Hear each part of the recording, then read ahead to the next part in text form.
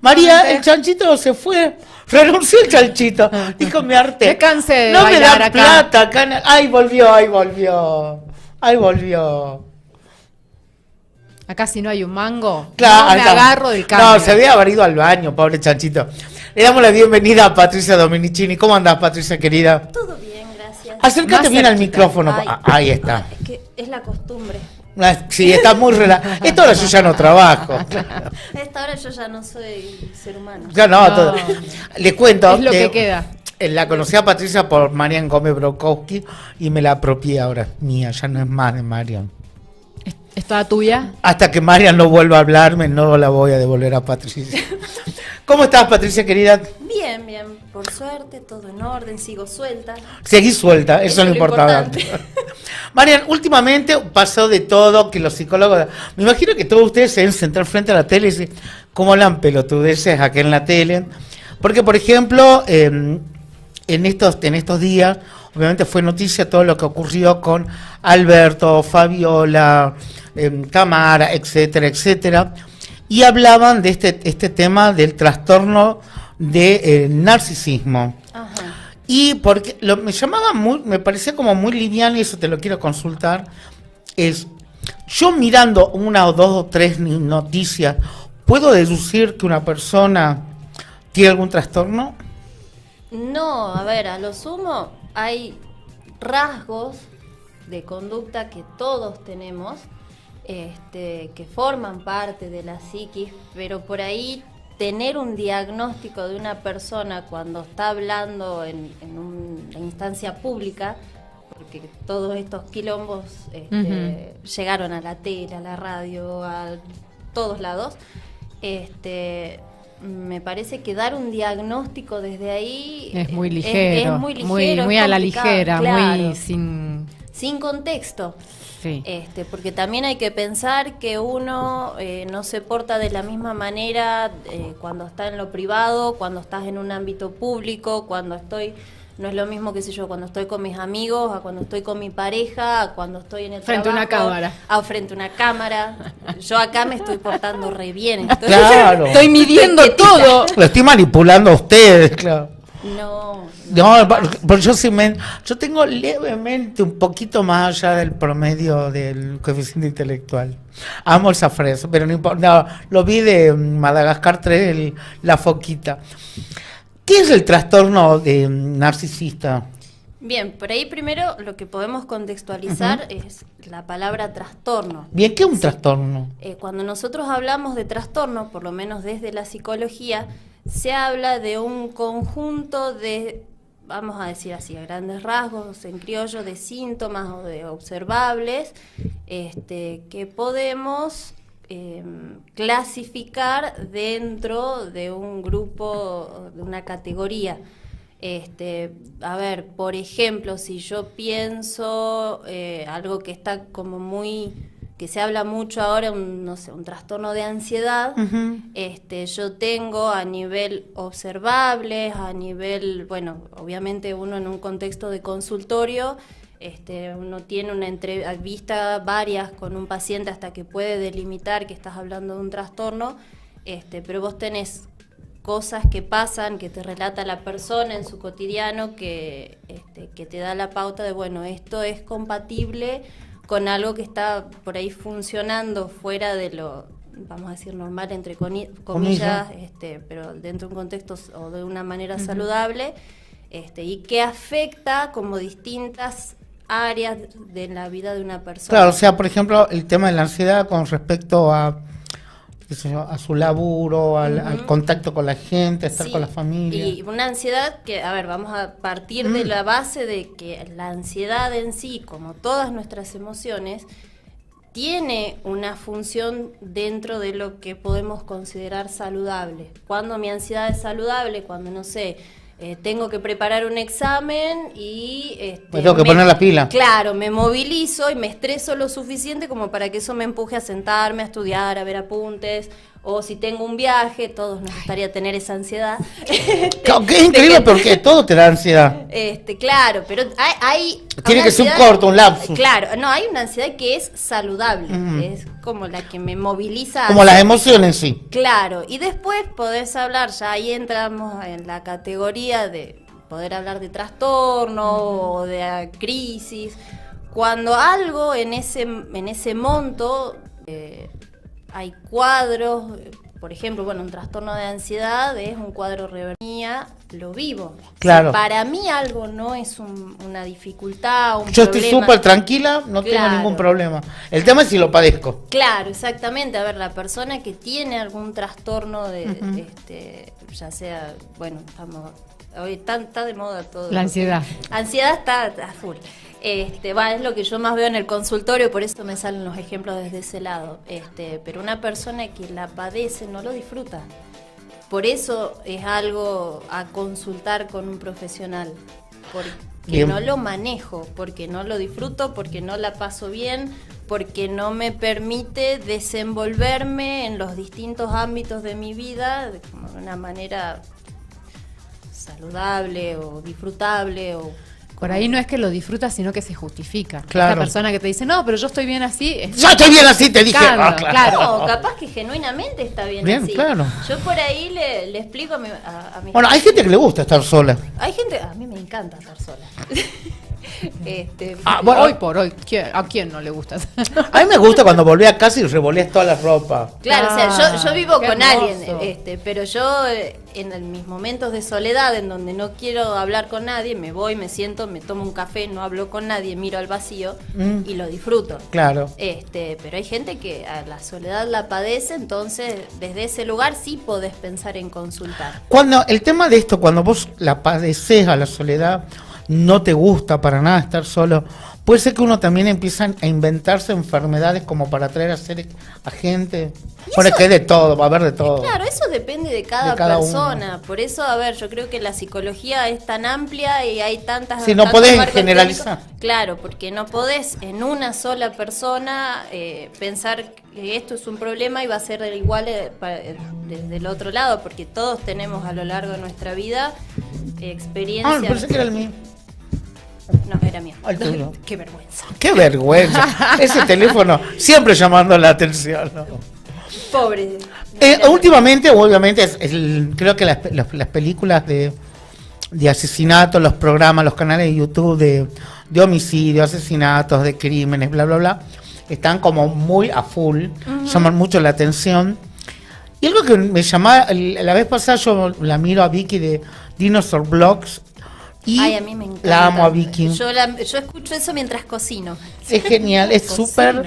Aparte me encanta No me va la a pasar. forma en la que. No. No es me que- va a pasar. Es que es el timbre de voz, el tono, cómo te cuenta las cosas. Estar cocinando no me va a pasar. Ah.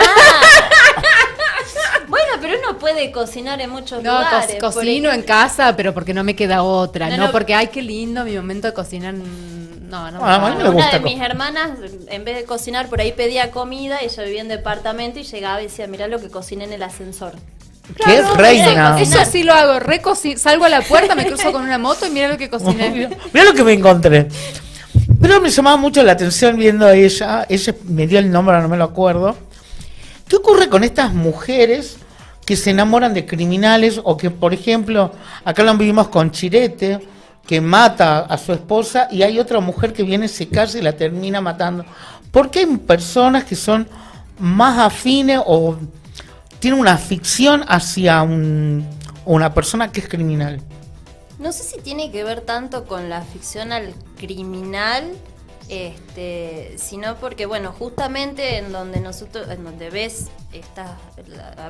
las personas que se enamoran de alguien que cometió un crimen, hay algo claramente desde lo personal, no te puedo decir en detalle qué, porque como te digo, varía de persona a persona, pero imagino, intuyo, teorizo, que sí tiene que ver con una carencia a nivel personal en distinguir qué es sano y qué no, Generalmente estos criminales tienen por ahí personalidades muy encantadoras, Sí, total. porque justamente tiene que ver con La manipulación con la previa. manipulación, con todo el endulce que hacen a la víctima. Entonces, esa parte no la pierden aunque estén encerrados. No, y es más, a mí me llamaba la atención porque, bueno, uno va viendo las historias de varios de estas personas y ellos estando presos son ellas las que lo buscan. Sí. Y lo que me llamó la atención de una de estas mujeres que no logró matar, ahora Bundy, Ted Bundy, es porque ella comenta que, o sea, cuando él hablaba, cuando él publicaban algo y estaba la foto de él, hablaba con ella. Cada vez que él le hacían una entrevista a algo, le estaba hablando a ella, por eso ella fue a buscarlo. Dije, o sea, acá... Sí, ¿qué? Bueno, pero a ver, vos ahí estás, es un juego del depredador y la presa. Puntualmente claro, víctima, victimario. Claro, Una cosa... ahí yo creo que cuando hablamos de casos como el de Ted Bundy, son viejos, pero hasta el día de hoy son como muy interesantes Totalmente. de ver. El tipo era un sociópata. Entonces, ¿qué pasa con un sociópata puntualmente? Que tiene muy buena comprensión del lenguaje corporal del otro, tiene noción de cómo llegar a la persona, pero no tiene empatía. Claro. Y ahí, bueno, obviamente juega el interés personal, hay una cuestión perversa en esto de saber que podés manipular. Aparte, Ted Bundy era una persona muy inteligente, visualmente muy agradable, era un depredador. Sí, era brillante. Entonces, claro, lógicamente, no es que estando encerrado el tipo dejaba de buscar presas.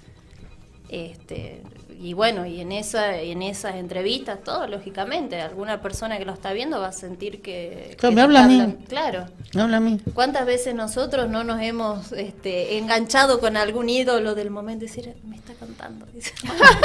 Yo pensé que yo tenía una amiga que estaba en un recital y cantaba uno de los chalchaleros, el hijo de, no me acuerdo, de Sarabia, y decía, me está cantando, éramos un millón frente a la casa de gobierno de Tucumán. Estaba mirando a mí. Pero yo sé que me lo está dedicando a mí. Mirá, me están mirando. ¿Cómo sé para verle los ojos, hija de puta? No lo puedo ver.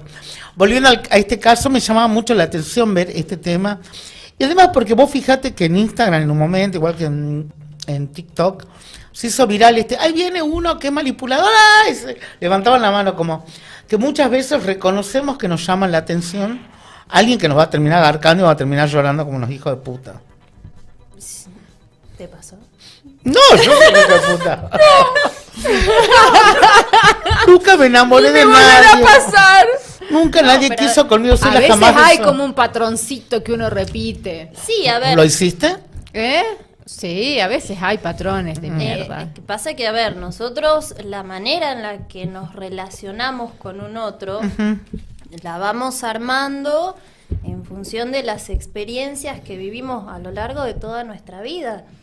Entonces, bueno, a cada uno, a todos nos pasa que hay situaciones quizás con respecto a un otro en las que podemos ser más o menos vulnerables, justamente, bueno, porque hay toda una historia atrás de una persona, y por ejemplo, con esto de los patrones que no son sanos al momento de relacionarme con un otro, si yo no sé verlos, porque, a ver, por ejemplo, no sé, mucho de lo que está visibilizándose ahora tiene que ver con la violencia. A ver, si yo crecí en un entorno violento, voy a normalizar Lo tengo ciertas naturalizado, cosas, capaz, claro. Y capaz que me encuentro con una persona que refleja algo de ese entorno, entonces, bueno, me va a ser más fácil relacionarme y desde un lugar que no es saludable. Lo siento afín, digamos, porque hay como Que una es afinidad, conocido, claro. porque a ver, nosotros buscamos en general situaciones que no sean más o menos conocidas, más allá de que esas situaciones por ahí no sean saludables, porque tenemos como, a ver, no, ¿cómo lo explico? Tenemos un librito de cómo manejarnos en esas situaciones. Claro, ya hay memorias de registro de cómo hacer, qué hacer ahí. Claro, o sea, por ahí desde las neurociencias se habla de redes neuronales, que en la medida de que una experiencia se hace más frecuente, son redes neuronales a las que nosotros accedemos con más facilidad y en función de eso elaboramos nuestras respuestas. O sea, vos pensás que, no sé, ante cualquier situación, todo esto pasa en milisegundos, así de rápido. Entonces, si yo a estos modos de reacción los sostengo a lo largo del tiempo, y va a ser difícil que me pueda dar cuenta que algo no está funcionando hasta que pueda haber un detonante que diga, bueno, acá esto no es sano, y ahí empezar a cuestionarme. Pero si no, muchas de las cosas que nosotros hacemos las automatizamos, Claro. y no nos damos cuenta. A ver, empezamos con lo más básico, que es cuando aprendemos a hablar, cuando aprendemos a caminar, cuando aprendemos a comer. Todas esas son aprendizajes que nosotros tenemos, que a día de hoy no pensás cómo agarrar una cuchara y llevártela a la boca. Está armado, ya está armado. Y lo mismo pasa, a ver, no quiero que suene reduccionista, pero es la forma que yo tengo por ahí de explicarlo para que me entiendan en el consultorio. En los modos de relacionarnos, en los modos en cómo yo también percibo mis emociones o no. ¿Viste? Hay contextos familiares en donde hay emociones que están más validadas que otras, o no sé, o logros o expectativas que están como más visibilizados, más permitidos, cosas que no. Entonces yo en función de eso me voy armando como persona, y cuando salgo del entorno familiar empiezo a ejercitar todas estas cosas que yo viví, aprendí, internalicé. Que generalmente no lo hacemos, a ver, desde la palabra, porque, viste, no sé cuántas veces... Los chicos no lloran, hombres no lloran, por ejemplo, esta cuestión de no poder estar triste. Sí, y esto de, a ver, también, por ejemplo, desde el lado de la maternidad, esta idea de que la madre tiene que ser fuerte, que no le pasa nada, que... O que todas aman ser mamá. Y después te encontrás con situaciones de decir, bueno, mi hija no me cuenta nada y va y le cuenta a las amigas. Me ha pasado en el consultorio, por ejemplo, y vos decís, ¿y vos tus emociones cómo las expresás? No, yo no. Me pasó, por ejemplo, una vuelta una mamá que estaba muy preocupada porque había perdido un familiar recientemente, y su hijita no lloraba frente de ella, y yo le preguntaba, ¿y vos cómo lo estás llevando?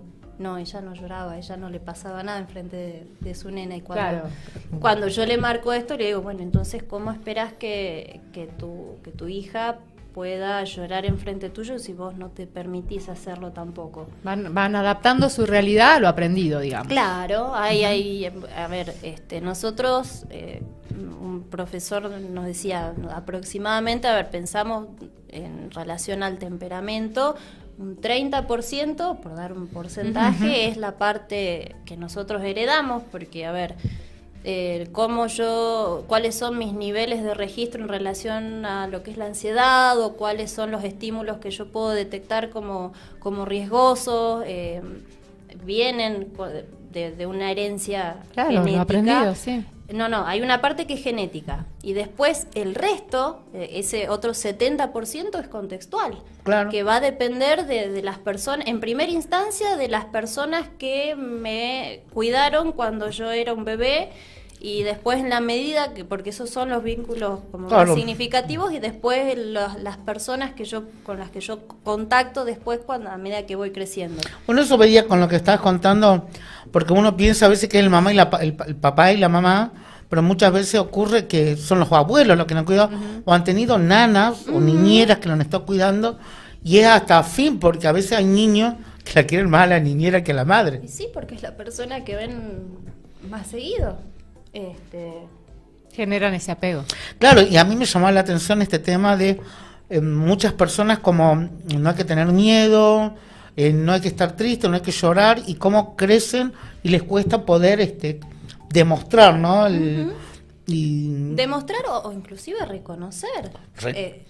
Porque partimos de que para yo ser consciente de que Tengo que te saber estoy sintiendo, tengo que tener el registro de cómo se presenta en mi cuerpo. A ver, pasa mucho que llegan pacientes al consultorio y te empiezan a contar, no, que empecé a sentir esto, y no le pueden poner un nombre, y capaz, bueno, es ansiedad, o capaz que, no sé, está tan embroncado con una situación, pero no puede registrar su enojo Entonces tiene dolor de cabeza después, hace una gastritis y no entiende de dónde, porque a veces también está esta idea de que la cabeza y el cuerpo funcionan como si fuera algo separado y nosotros somos una sola cosa. Al cuerpo y a la cabeza les importa un carajo y ellos trabajan juntos. Claro, no nos damos cuenta, pero están constantemente charlando. Total.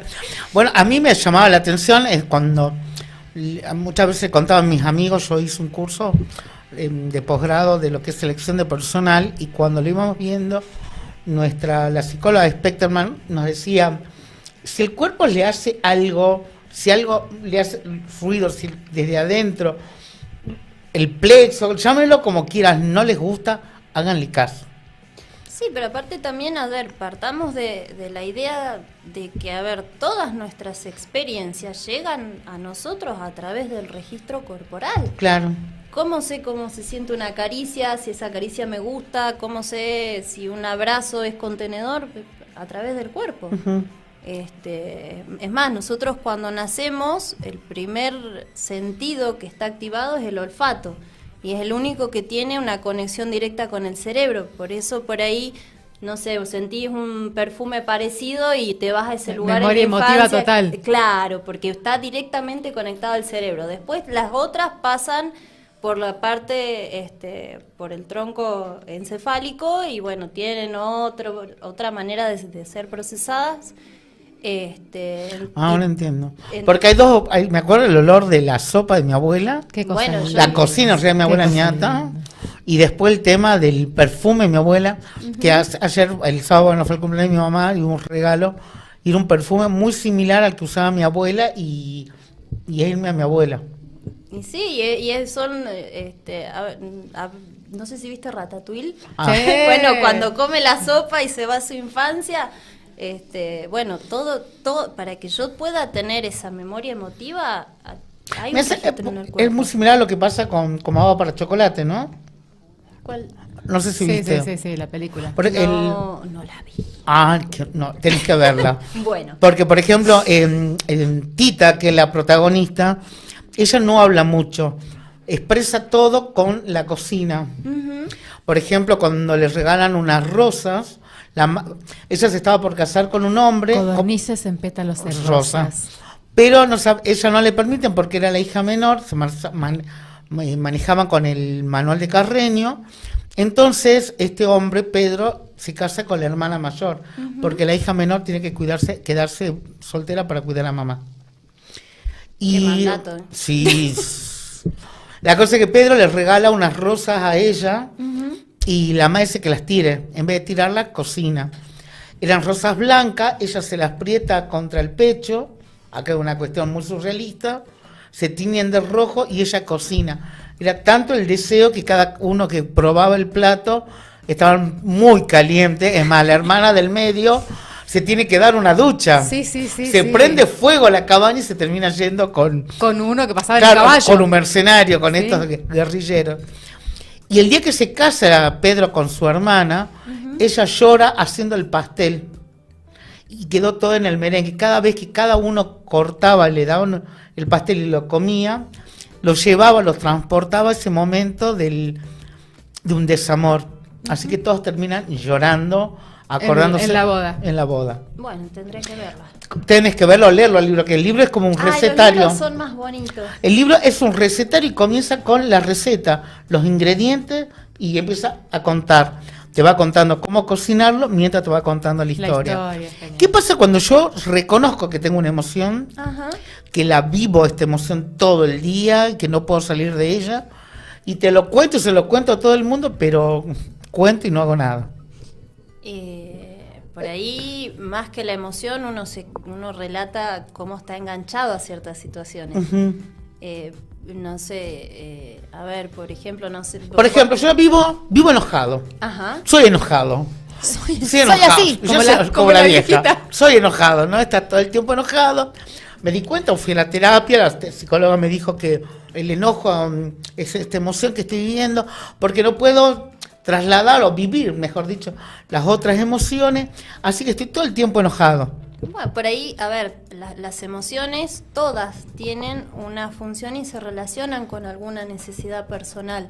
puntualmente el enojo es una emoción que nos contacta con situaciones límite.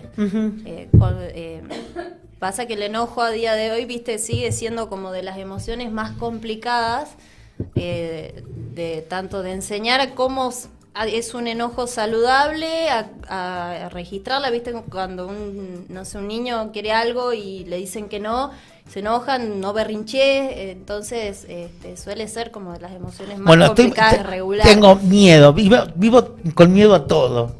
Bueno, el miedo es una situación. A ver, el miedo aparece cuando puntualmente yo estoy ante una situación de riesgo. Por eso te digo, cada emoción tiene a nivel funcional. Es importante, pero no puedes tener miedo a todo. No, bueno, ahí estás hablando de esto que decíamos hace rato, de algo que está desmedido y que interrumpe o irrumpe. Pero vos lo que me comentabas recién es cuando yo tengo que tener registro, darme cuenta que esto lo estoy viviendo de esta forma. Yo me di cuenta que le tengo miedo a todo y todo es amor. Tengo miedo a todo. Le tengo miedo al amor, tengo miedo a trabajar, tengo miedo a la gente, miedo a contagiar, miedo a todo. Sí. ¿Cómo lo cambio? Porque no puedo vivir con miedo. Bueno, entonces ahí... Obviamente, y sí me afecta, ¿no? Bueno, entonces Claro. ahí es el paso siguiente.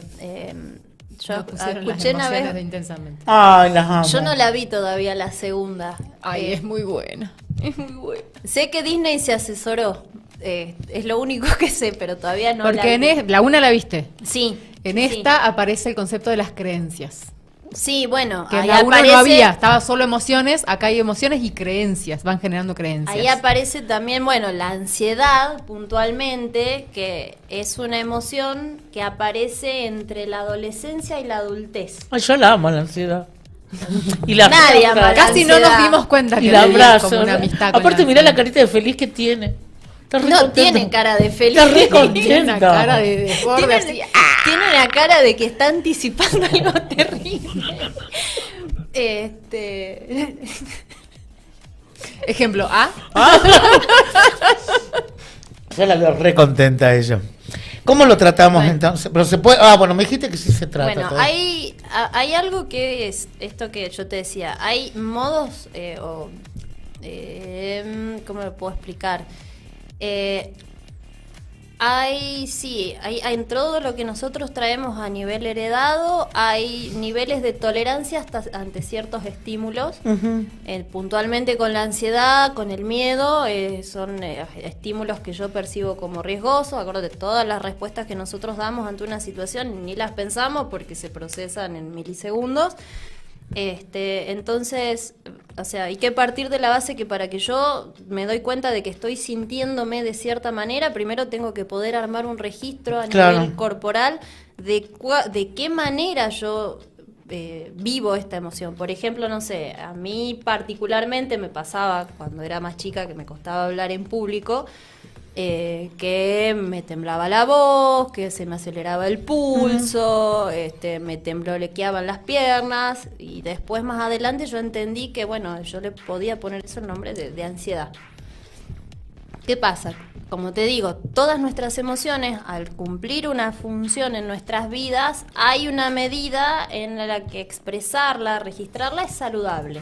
Y es en la medida en que yo puedo entender, frente a esto que estoy viviendo, qué necesito. O cómo respondo. Y bueno, si mi registro y mi manera de expresar es saludable, yo voy a entender, decir, bueno, por ejemplo, en mi caso fue aprender a respirar, repasar las situaciones en mi cabeza, sobre todo aprender a tranquilizarme para poder afrontar. Ujú.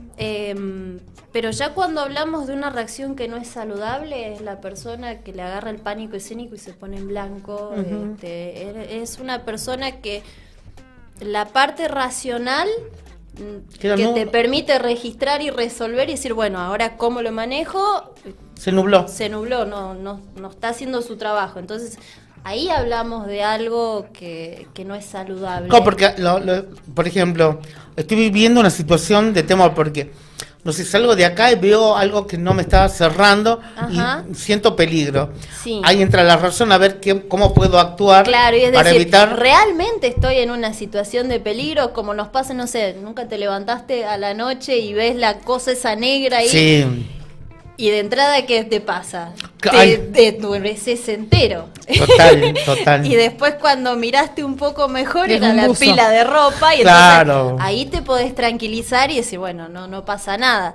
Una persona que no tiene o este manejo saludable se va a quedar mirando la figura negra y no va a poder discernir que lo que está viendo es una pila de ropa. Totalmente.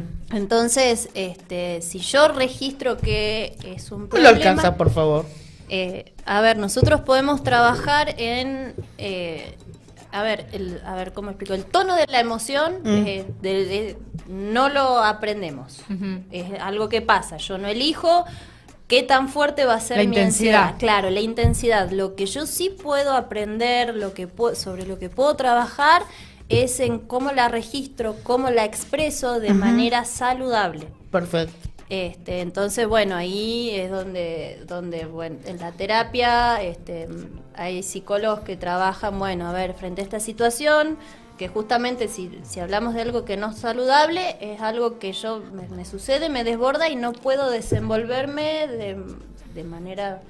No quiero usar la palabra normal. Pero es para que medianamente todos bueno, entendamos. de manera normal frente a algo a una situación X. Entonces, bueno, ahí siempre saber que uno puede hablar con alguien y a veces no es necesaria la terapia en la medida que yo puedo aprender sobre estas maneras de expresar. Ujú. Y hay otras en las que la terapia es un recurso. Totalmente. Eh, Patricia, se nos termina el Bueno. tiempo. Sí quiero que vuelvas. Bueno. Obviamente que voy a estar hablando con vos para que nos visite el mes que viene. Bueno, Así te dejamos descansar un poco. ¿Estás trabajando en el hospital actualmente? Sí. ¿Estás haciendo consultorio? Sí, un día a la semana, porque los otros me dedico a mi salud Mental. mental y Propia. física, a la propia para Me gusta esto, es poco, está en el hospital Papa Francisco. Sí. Me gusta que esté que haya un grupo de gente en salud mental, profesionales trabajando. Sí, somos, de las que estamos de lunes a viernes, somos 3 psicólogas, hay 2 más que nos acompañan una vez por semana, hay un psiquiatra. Siempre que uno habla por lo menos de lo que es salud mental, hay profesionales que siempre es bueno, a los que es importante acudir. Si por ahí el entorno no acompaña, porque a veces pasa que uno está solo en ciertas situaciones y cuando no sabes para dónde correr, está bueno consultar con un profesional. Hay situaciones que llevan a la necesidad de consultar con un psiquiatra y también es importante porque, a ver, la gente en general le tiene miedo a la palabra psiquiatra, sí. medicación. Al psicólogo también, muchos pacientes dicen, yo no estoy loco, no sé qué hago acá, pero no deja de ser un profesional de la salud, así como, no sé, si me duelen los huesos, voy al profesional que corresponde, así como las mujeres tenemos que ir al ginecólogo una vez al año a hacernos los chequeos, y el psicólogo trabaja con la parte intangible, que bueno, que es nuestras emociones, nuestras experiencias. A mí me ocurrió hace ahora un poco más de un mes y medio, que lo charlamos con María Mortó, la psicóloga que está acá el mediodía, y justamente le comentaba estas ideas, ¿no? Hablo con un hombre que conozco y le pone mucha presión a los hijos para que jueguen al fútbol. Ujú. Uno de los chicos ya no, o sea, no me gusta. No me interesa esto. Un día estaba hablando con el hijo me dijo, a mí no me, o sea, me gusta jugar al fútbol para divertirme. Ya cuando se convirtió en una cuestión, esto va a ser tu vida, y él no quería eso, quiere otra cosa en su vida. Y entonces le dije al padre, digo, ¿por qué no vas a un psicólogo a charlar o ver por qué vos estás metiéndole tanta presión a tus hijos? Salvo que vos consideres que la única forma que tus hijos se salven, entre comillas, es jugando al fútbol. Pero acá ocurre, ¿qué pasa si tus hijos no llegan a ser grandes jugadores de fútbol o jugadores de fútbol de primera, ¿no? Profesionales. ¿Qué va a pasar con ellos? ¿O qué pasa cuando tienen un proyecto diferente a lo que plantean los padres? A ver, pasa mucho que, uno cuando se planifica una paternidad, una maternidad, generamos expectativas frente a ese hijo que vamos a tener. Pero en el momento en que ese hijo nace, es un hijo de carne y hueso, Que tiene su propia Y historia. es un llegado otro, al momento, es un otro. y va a tener y va a hacer elecciones diferentes a lo que yo había esperado. Entonces, Pero yo toda la vida hice ballet. Bueno, no pude, porque Yo mamá tam- no me dejó. yo Así que tampoco. vos vas a hacer ballet. yo tampoco. Es que yo pude. quiero verte a vos. Porque cada vez que vos estés en el escenario voy a estar yo Claro, sos triunfando. un pedacito mío que va a Y estar bueno, ahí. entonces muy probablemente tengas un hijo, una hija que no sea feliz o no Claro. disfrute lo que hace. Ujú. O que a llegado un ver, momento te mande a la... Uno O creo que te deje de hablar, o que puedan pasar cosas mucho más graves. Creo que desde el amor uno puede querer muchas cosas para un hijo. Uno creo que, hablando así a grandes rasgos, las equivocaciones que uno comete desde el lugar del ser padre, el ser madre, no lo haces desde la mala intención, sino como de querer algo bueno para tus hijos. Pero hay un momento en la vida de ese hijo en donde empieza a tomar sus propias decisiones, empieza a armar su propio proyecto, empieza a hacer algo que es lo natural, que es abrirse de lo que es esa familia para hacer su camino. Entonces es un momento complicado cuando los padres tienen que trabajar sobre sus expectativas y entender que son suyas y no necesariamente van a ser las de sus Sí, hijos. obvio. Patricia, muchísimas gracias. Nos esperamos. Te espero el mes que viene. Entonces. Bueno, dale.